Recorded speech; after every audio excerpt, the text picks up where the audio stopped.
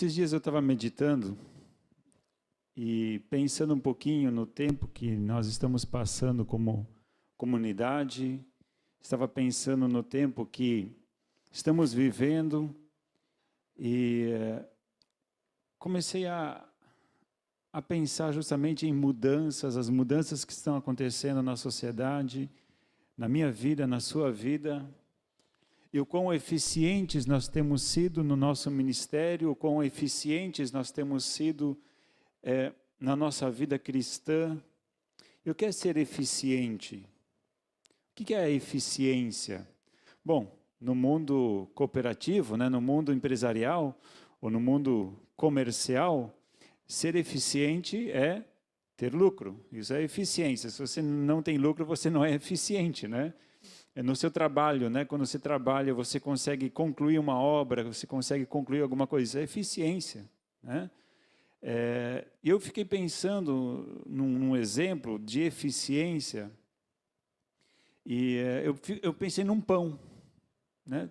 Imagina um pão, aquele pão caseiro, aquele pão grandão assim, né? Aí que instrumento você usa para cortar um pão? O ser humano já inventou um instrumento, né? Ele é fininho, ele é afiado num dos lados e ele tem dentinhos, né? Porque se você tentar cortar o pão com um instrumento de corte liso, você vai ter mais dificuldade. Agora, aqueles dentinhos ajudam para você cortar com mais eficiência o pão, certo? Se eu usasse um serrote para cortar o pão, o que vocês acham? Cortaria o pão? Cortaria, não cortaria? Seria eficiente?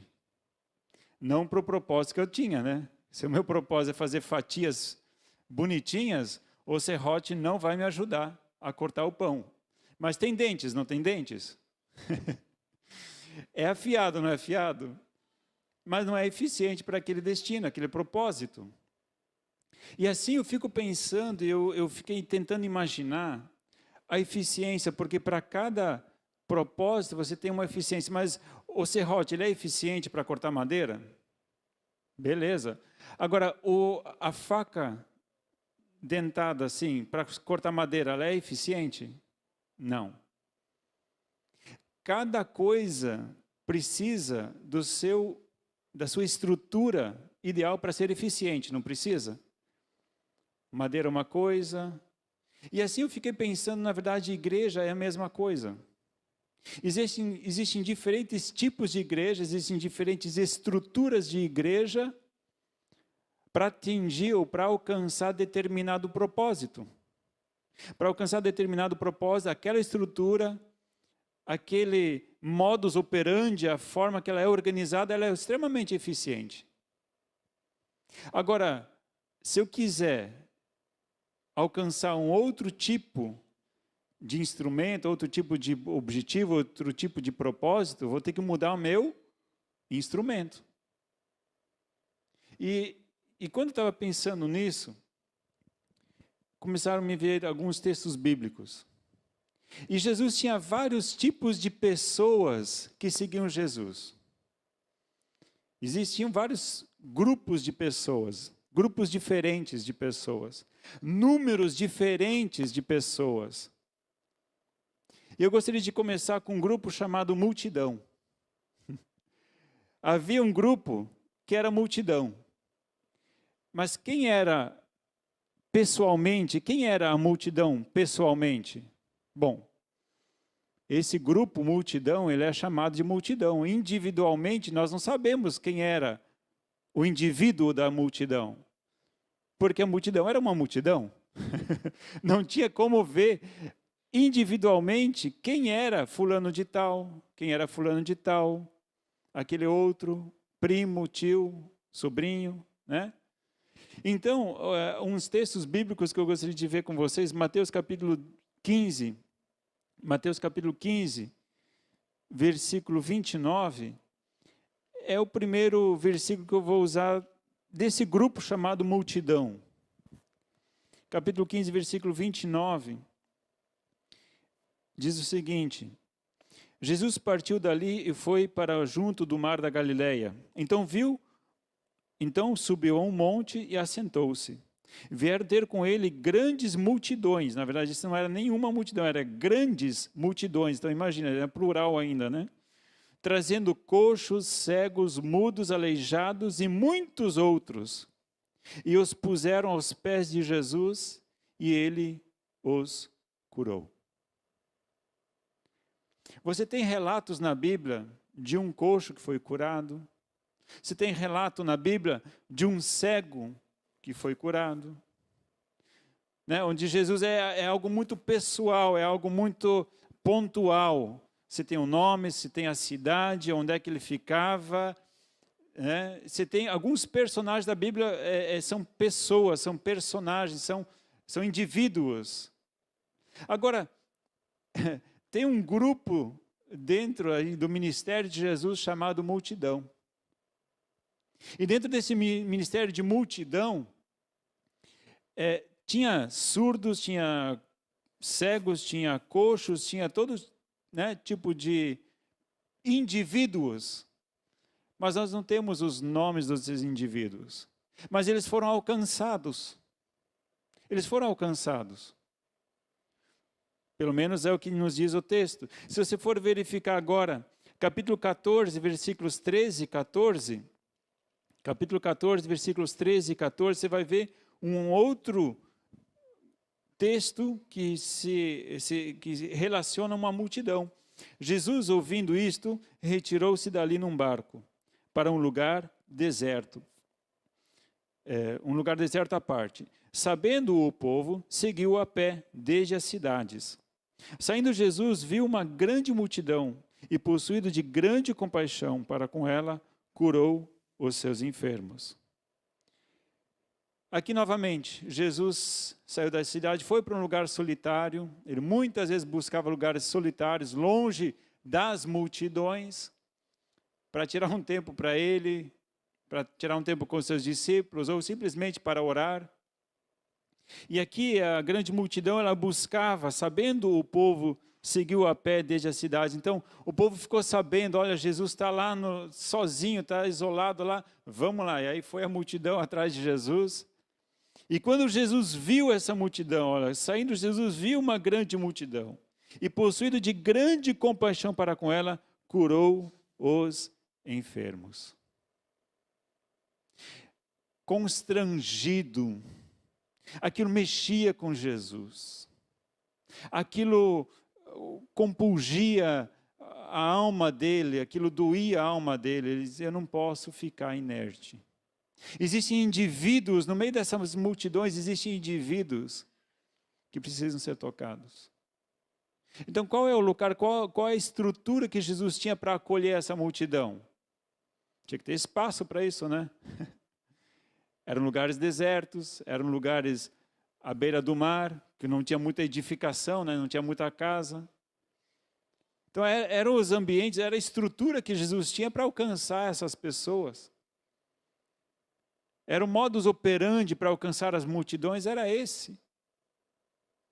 Mas eram indivíduos que eles tinham um encontro com Jesus, eram tocados, libertos e curados, mas que a gente não tem um relato aqui de quantos deles voltaram para casa, o que aconteceu depois, quantos deles falaram para outros que foram atrás de Jesus, ou como é que Jesus, enfim. São as multidões anônimas. Outro texto, capítulo 9, a gente está indo de trás para frente, né? Eram muitas multidões, aqui era uma multidão. Capítulo 9, versículo 35. Também de Mateus. Diz assim, percorria Jesus todas as cidades e aldeias, ensinando nas sinagogas, pregando o evangelho do reino e curando todas as enfermidades e moléstias entre o povo. Vendo ele as multidões, tinha grande compaixão delas, porque andavam cansadas e abatidas, como ovelhas que não têm pastor.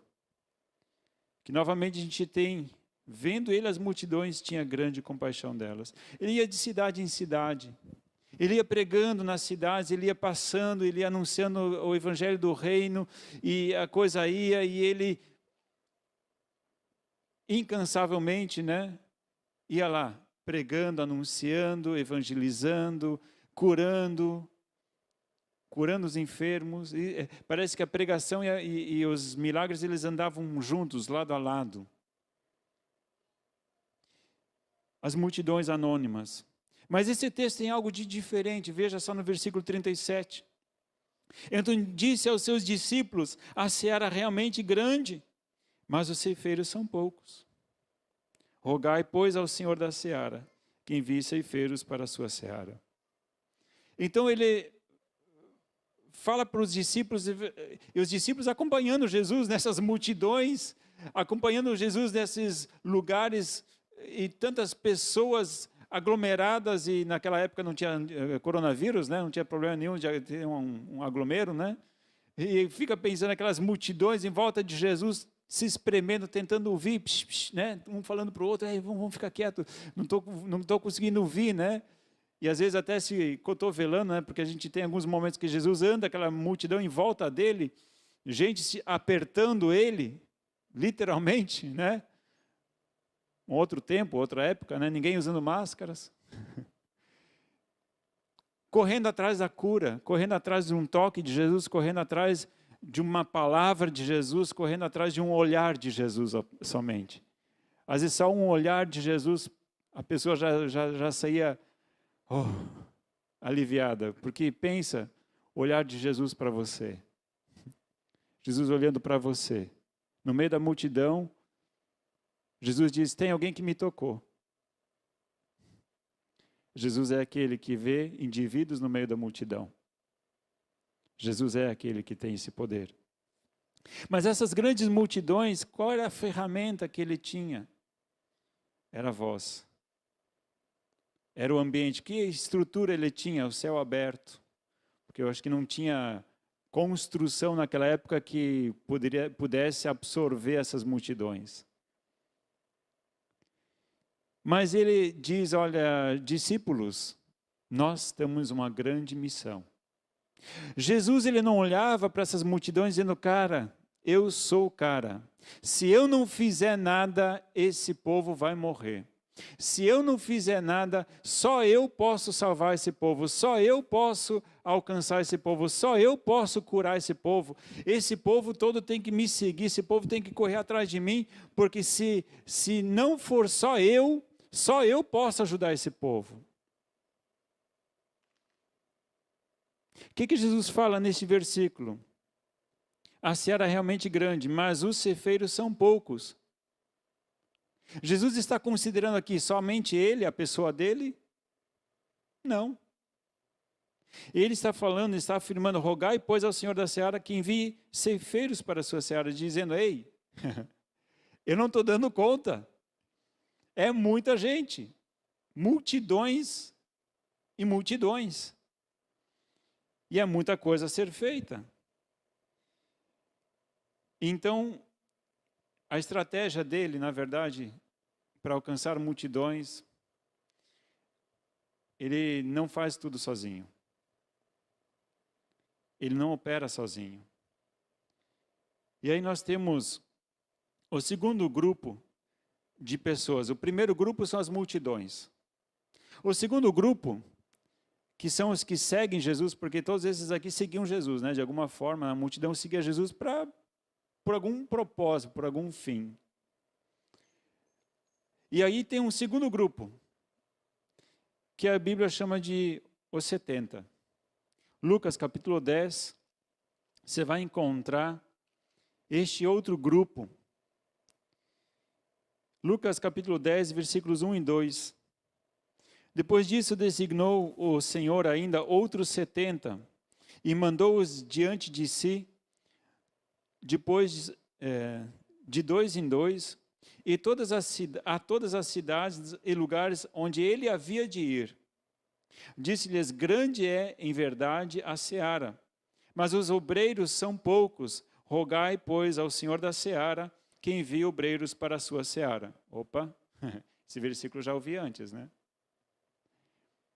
Então agora ele chama 70 de discípulos que seguiam ele, e envia eles de 2 a 2 nas cidades onde ele iria ir.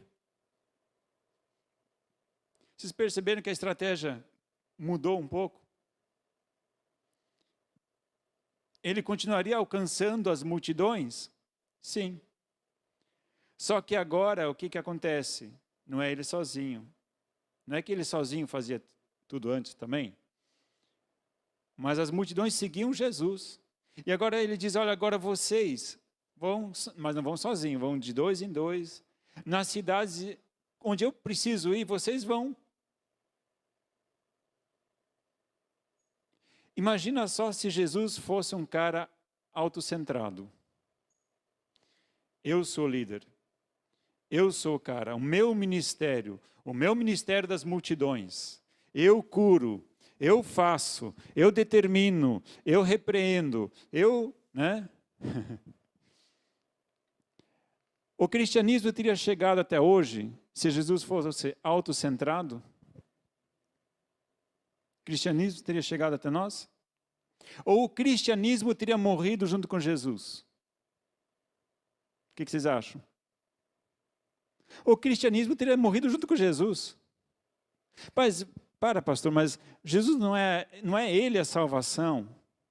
Não é ele a cura, a restauração, a libertação? Sim, é ele. Mas Jesus, ele não foi autocentrado. Jesus, ele foi um líder, mas foi um líder tão capaz e tão, assim, até hoje ainda estão estudando ali o modelo de liderança de Jesus, né? Porque um homem em 3 anos, ele treinou uma equipe que trouxe o cristianismo até nós hoje e até espalhou para o mundo inteiro. Pensa numa liderança. Se ele fosse autocentrado, se eu não for naquela cidade, a coisa não acontece. Se eu não for naquela vila, a coisa não acontece. Se eu não fizer isso, ninguém pode fazer. Pô, mas era Jesus, né? E Jesus diz, ei, 70, vem cá. Vocês vão fazer o que eu deveria fazer. Como assim, pastor?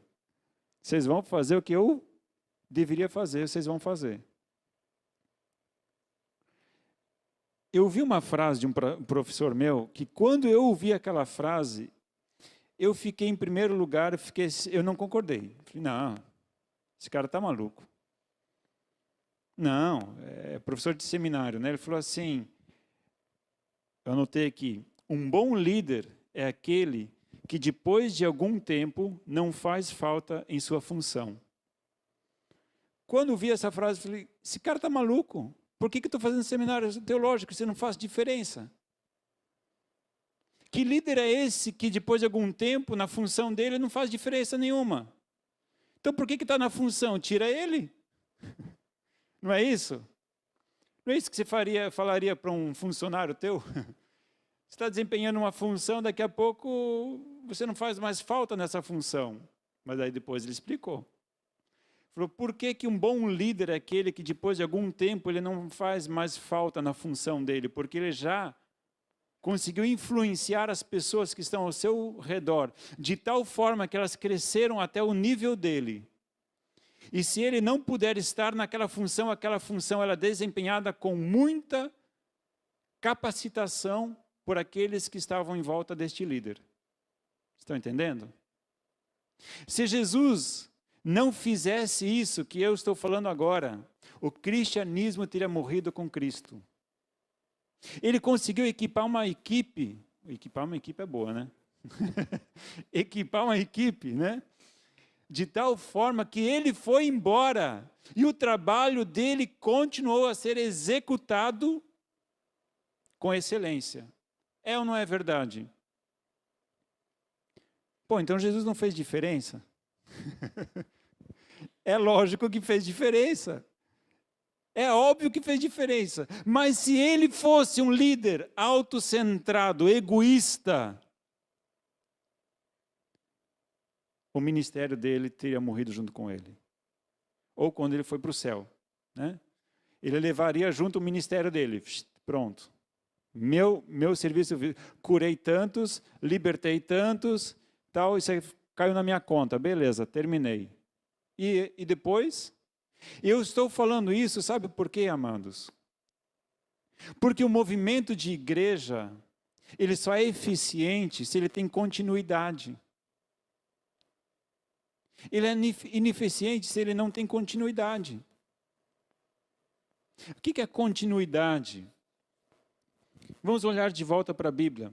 Então Jesus, ele chamou os 70 para fazer o trabalho que ele deveria fazer, para ir nas cidades onde ele estaria, ou ele depois passaria por essas cidades. Mas eles já iam adiantando o trabalho, eles já iam fazendo. Então todos foram? Não, se você for verificar um pouquinho antes, os versículos 57 a 62, ele tinha mais discípulos do que só os 70. Ele tinha outros discípulos. E aí Jesus chama eles para a responsabilidade, e esses discípulos dizem, um vai dar, que não vai dar, porque eu comprei um terreno, outro... não, a tua proposta é meio dura, meio radical, eu acho que não vou dar conta. Fiquei com medo, vou ter que abrir mão, eu não estou a fim de abrir mão. Então, muitos discípulos não participaram disso aqui. Eles disseram, não, nessa estrutura aqui eu não vou poder fazer parte. Eu tenho dificuldade de me encaixar nessa estrutura aqui. Enquanto eu estou na multidão, beleza. Agora, quando a coisa espreme um pouco mais, e eu faço parte de um grupo mais seleto, dos 70, né? Aí eu já preciso abrir mão de alguma coisa, né? E aí fica mais difícil. Mas todos eles eram discípulos de Jesus. Todos eles foram tocados por Jesus. A multidão foi tocada. Esses discípulos que não compraram a proposta de Jesus, eram discípulos de Jesus. Os 70 eram discípulos de Jesus. E Jesus diz, grande é a seara, né? Mas os obreiros são poucos, rogai, pois, ao Senhor da seara. Significa, no versículo 2, até para os 70, Jesus fala esse versículo, gente, vamos trabalhar, vamos ganhar mais pessoas para ajudar a trabalhar, porque ainda assim é pouca gente.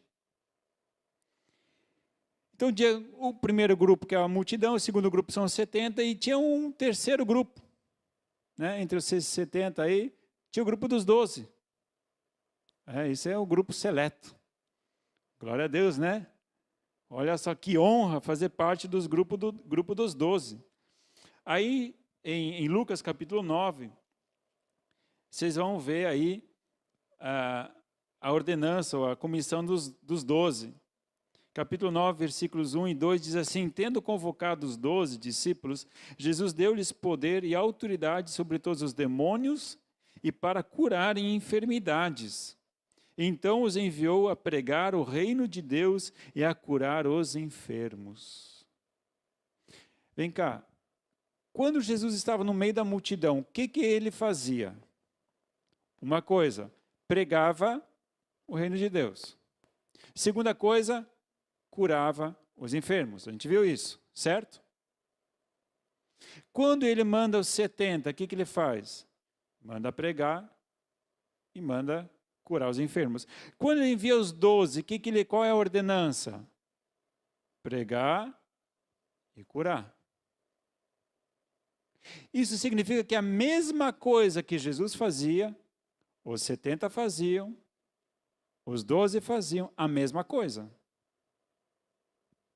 Não era um fazia uma coisa, outro fazia outra. Vem cá, vocês estão aprendendo? Então, como vocês estão aprendendo, já vai fazer o seguinte, tá? Vocês só vão pregar.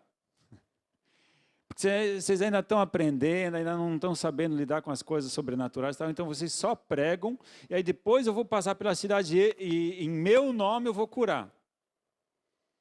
Jesus fez isso? Ou entregou o pacote completo? Vocês vão fazer o pacote completo, tá? Como é que é? Cabelo, barba e bigode, né? Para alguns fica mais fácil, já tem menos, né? Tudo bem. Mas é o serviço completo. Vocês vão fazer o mesmo ministério que eu tenho, o mesmo ministério eu transfiro sobre vocês, a mesma autoridade. Como os demônios se prostram diante da minha pessoa e eu repreendo eles, da mesma forma vocês vão repreender e os demônios vão embora. É a mesma coisa. Eu indo ou vocês indo é a mesma coisa. Eita. Que líder audacioso, hein? Se você trabalha em alguma equipe, você teria a coragem que Jesus teve? Eu vou ser sincero, tá? Eu vou ser sincero. Antes de um ano de discipulado, né? Mais um ano de treinamento no ITBC, mais um ano de aperfeiçoamento no Ágape, né? Bota o pessoal lá para trabalhar no Ágape. Depois de 3 anos, né? Mais um ano de pós-graduação, aí a gente coloca para dar aula no ITBC, né? Tem alguns já começando a dar aula no ITBC. Então, no 4º ano, aí no 5º ano, vão pensar em, né? Vocês percebem como é que a gente é? Eu não estou ignorando que a Bíblia diz, que Paulo fala, que não é para a gente impor as mãos precipitadamente sobre os neófitos, os novos na fé.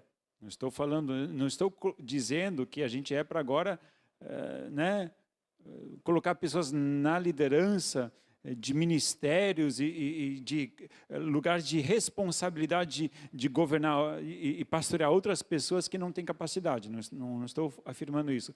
Mas de compartilhar a fé. Compartilhar a fé, o que é?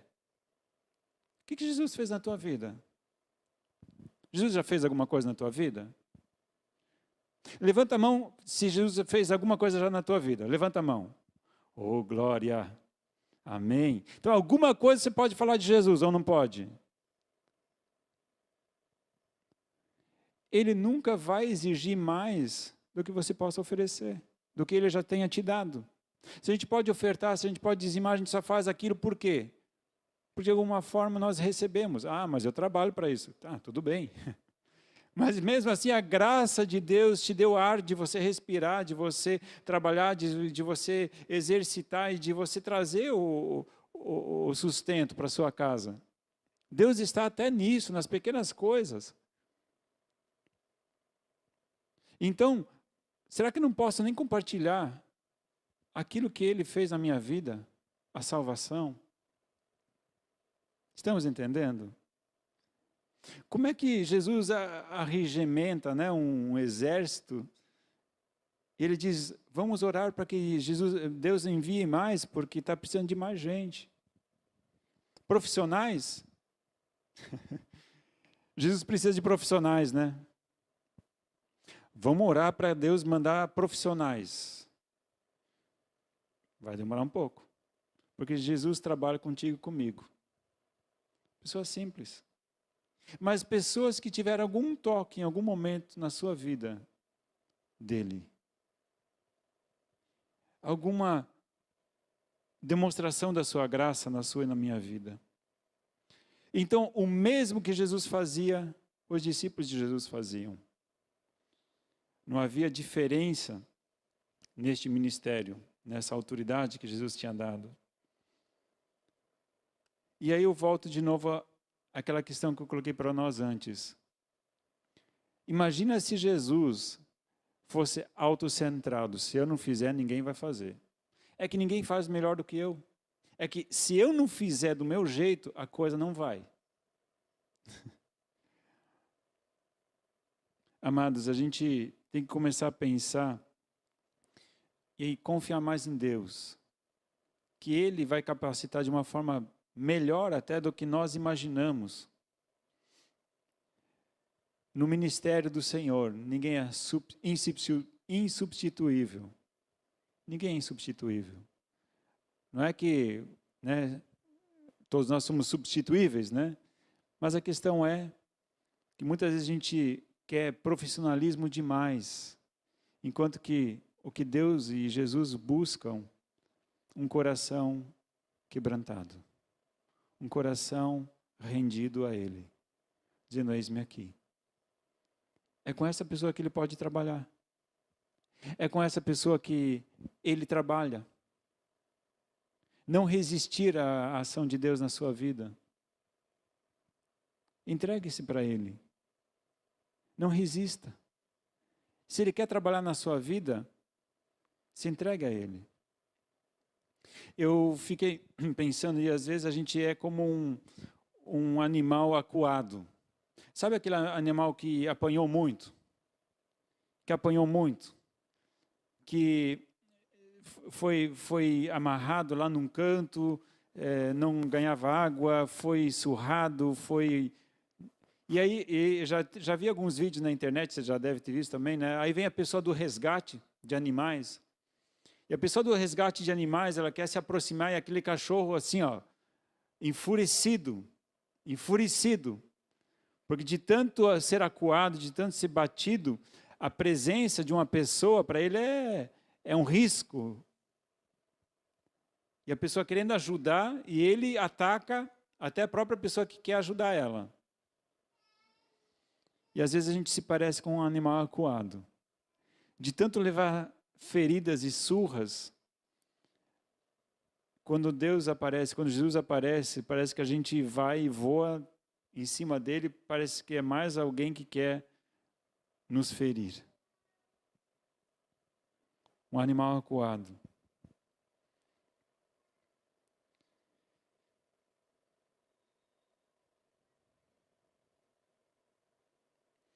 Um bom líder, um líder eficiente, a gente está falando de eficiência, né?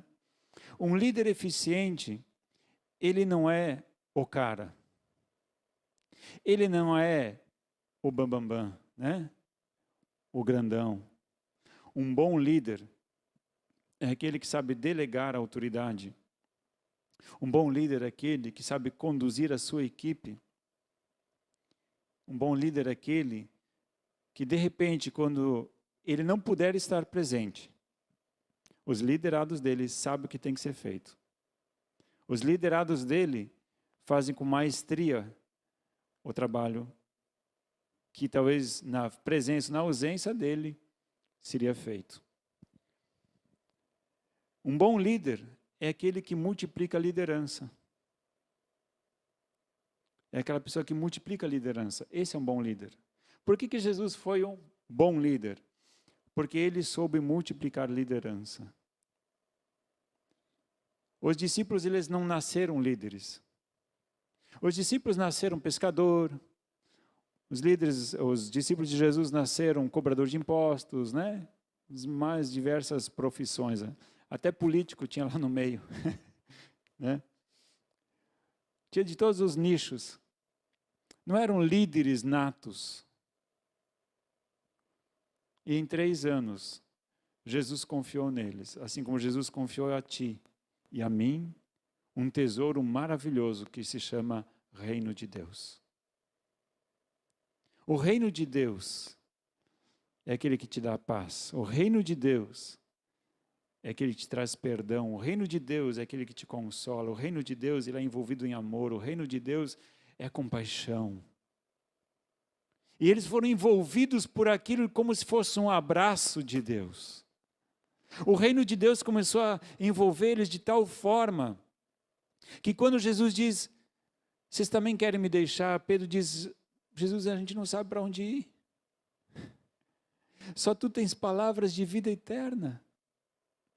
Porque muitos outros, né, antes dos 70, alguns já foram, né? Aí o funil foi diminuindo, até dos 70, depois foram embora.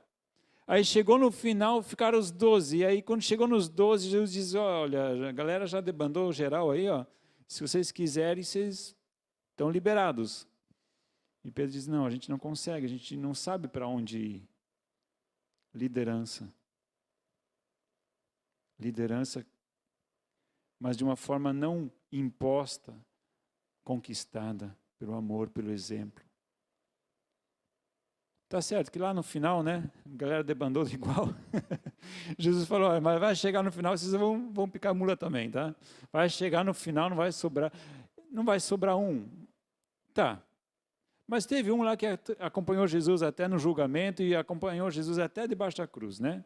Então, dos 12, tinha 3, que era o grupo seleto dos seletos, né? Que eles recebiam as lições extras, né? Que pagaram um preço maior também depois, né? Misericórdia. Pedro, João, né? Foram açoitados, foram presos e a coisa andou pesada para o lado deles. E João foi o discípulo mais próximo de Jesus. Foi o que mais tempo viveu. E naquela época, não sei se é coisa boa viver mais tempo, tá? Porque o discípulo, quanto mais tempo vivia, o que? Mais tempo sofria. Uhum. Às vezes tem uma vida breve, naquele tempo lá não era tão ruim assim, tá? O sofrimento acabava antes. Nossa, pastor, mas desse jeito? É desse jeito.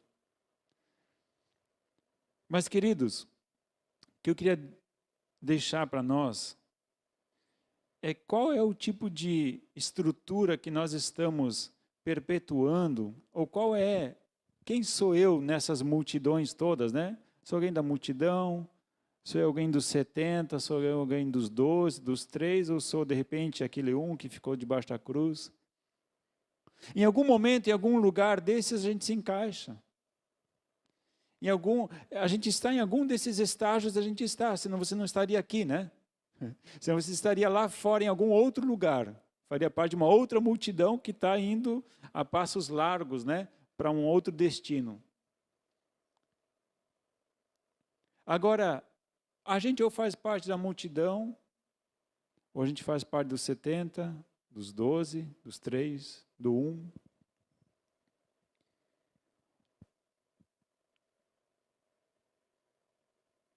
Quando nós olhamos, quando Jesus estava prestes a entregar a sua vida, ele tem uma conversa longa com os discípulos. Essa conversa longa, eu tenho meditado nela nas devocionais. Se você está recebendo devocionais, a gente já está um bom tempo falando sobre essa conversa de Jesus depois da ceia. É versículo após versículo. Às vezes eu pego 2 versículos também, né?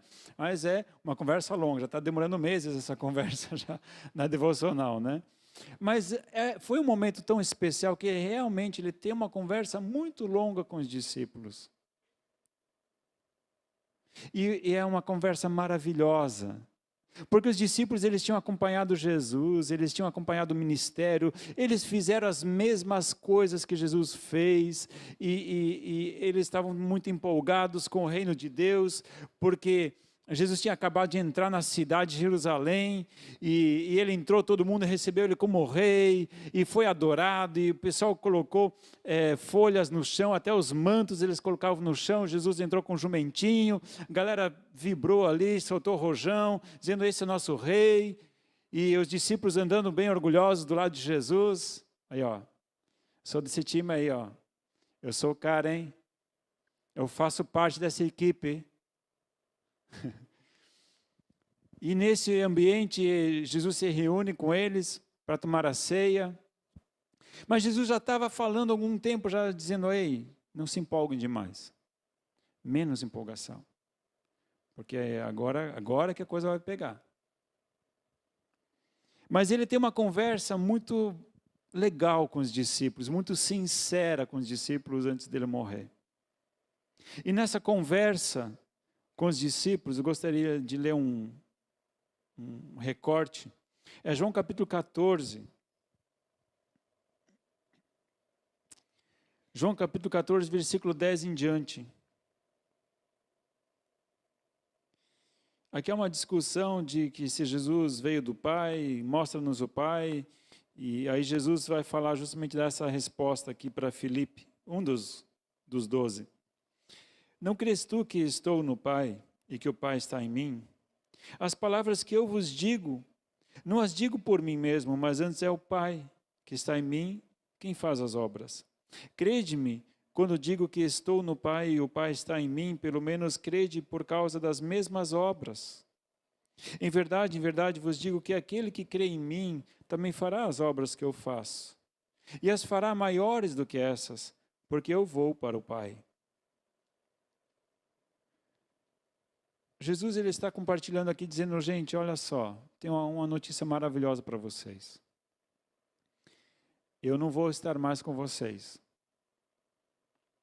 E adivinha quem vai continuar o trabalho que eu comecei? São vocês. O ministério que foi iniciado, vocês vão dar continuidade.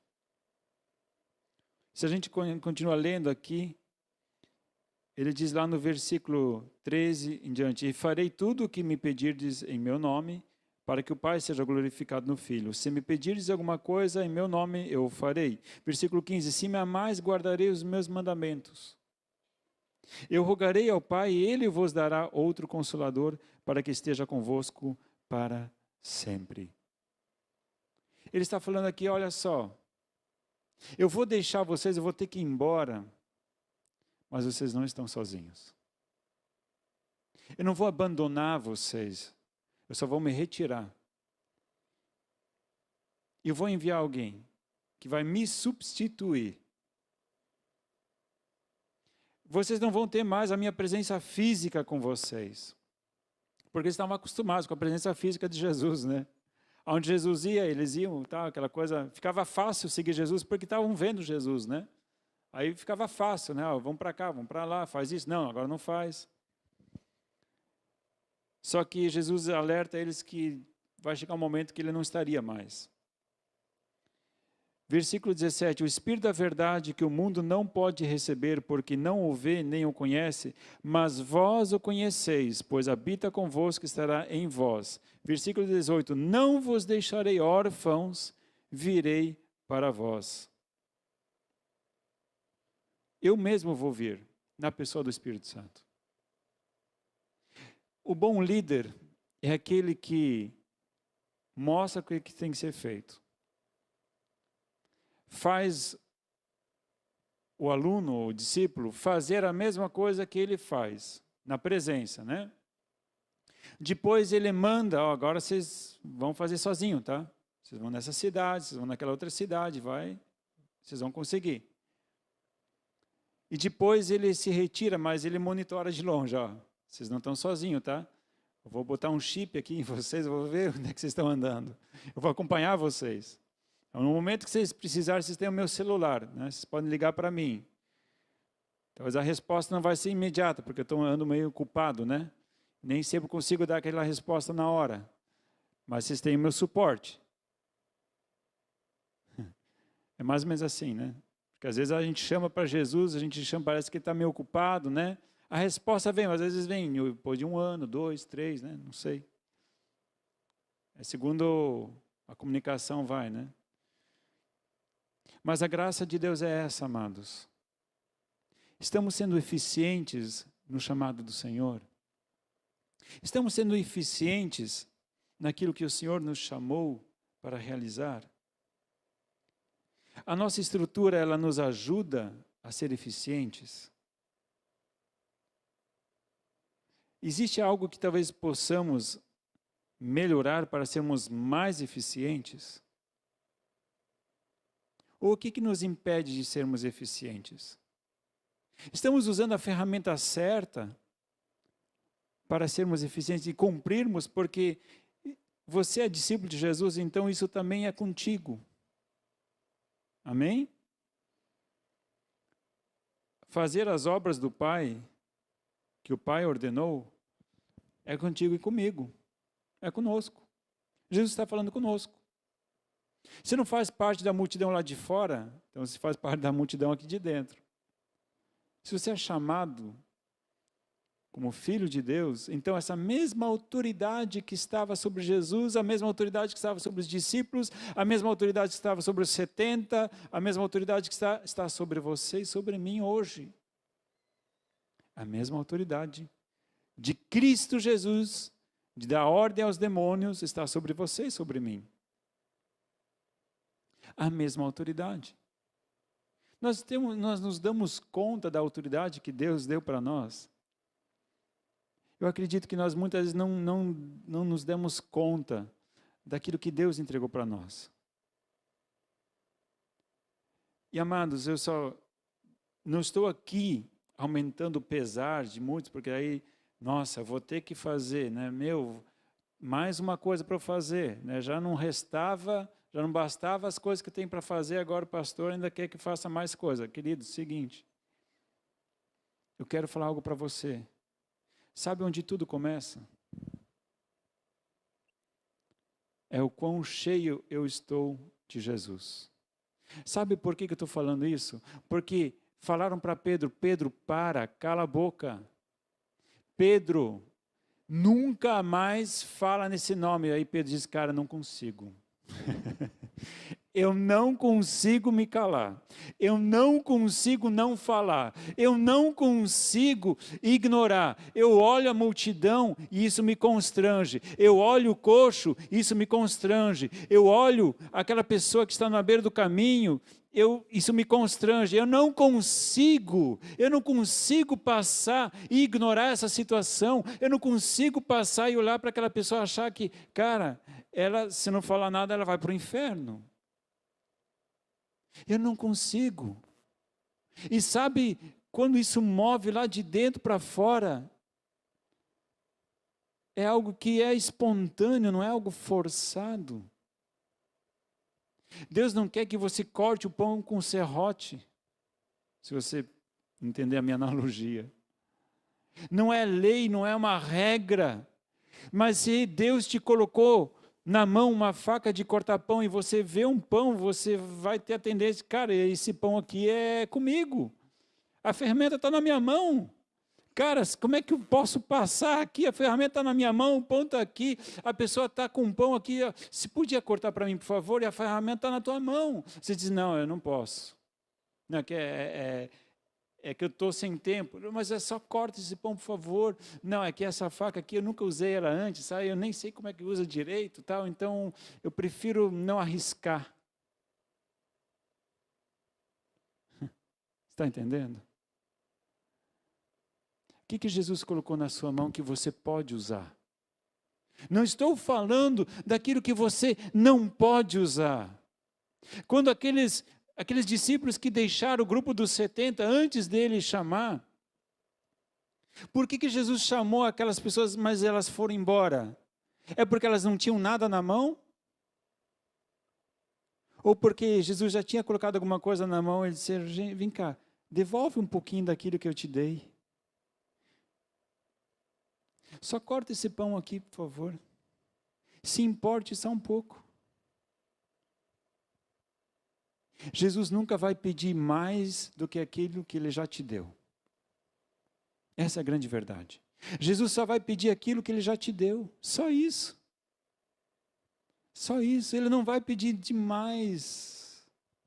E se alguém está pedindo a mais do que Jesus pediu para você fazer, não faça. Porque isso vai prejudicar a tua família, isso vai prejudicar a tua saúde, isso vai prejudicar você de alguma forma. Porque homens também podem exigir. Vem cá, eu vou exigir agora, hein? Todo mundo aqui, agora quero ver todo mundo. No ITBC na terça-feira à noite, hein? É Jesus que está chamando ou é o homem que está chamando agora? Estão entendendo? Agora, quando você está ali com a tua ferramenta na mão e tem alguém ali precisando daquele recurso que está na sua mão, como ignorar? Como fingir que não estou vendo? Como eu vou não me importar? Isso chama-se amor. E quando você está perto de Jesus, pertinho de Jesus, você vai ter os olhos de Jesus. E o fogo do Espírito Santo vai queimar no teu coração. E Jesus vai dizer, faz alguma coisa. Eu quero fazer através das suas mãos. Porque eu amo e eu me importo com as pessoas. Seja meu discípulo. Siga o meu exemplo. Siga o meu exemplo. Não de mais, nem de menos. A medida certa. Para a honra e glória do Senhor. Quando é na medida certa, glorifica a Deus. Quando é de medida de menos, não glorifica a Deus. E quando a medida é demais, também não glorifica o Senhor. É a medida certa para você. Naquilo que você pode. Naquilo que Deus já te colocou. Talvez no seu trabalho, talvez na escola, na faculdade, talvez na sua família, nos seus familiares, no seu círculo maior de família, sempre banhado e regado no amor de Jesus. E se você tiver intimidade com o amor de Jesus, se você tiver intimidade com Jesus, isso não é um peso, isso é um prazer, isso é uma honra. Amém? Glória a Deus. Vamos nos colocar de pé.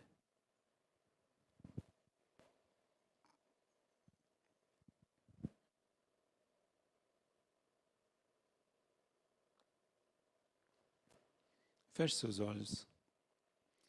Pai querido, nessa noite o Senhor falou conosco. Ó Pai, nessa noite o Senhor falou em alto bom tom, que o Senhor nos chamou para ser frutíferos, que o Senhor nos chamou e nos regimentou para fazer diferença ali onde o Senhor nos colocou. Ó Pai, obrigado que o Senhor jamais vai pedir algo além daquilo que nós podemos ou daquilo que o Senhor já nos entregou, mas também nada aquém. Papai, apenas na medida certa, quando é no amor. Papai, nesse momento eu quero colocar essa multidão na sua frente.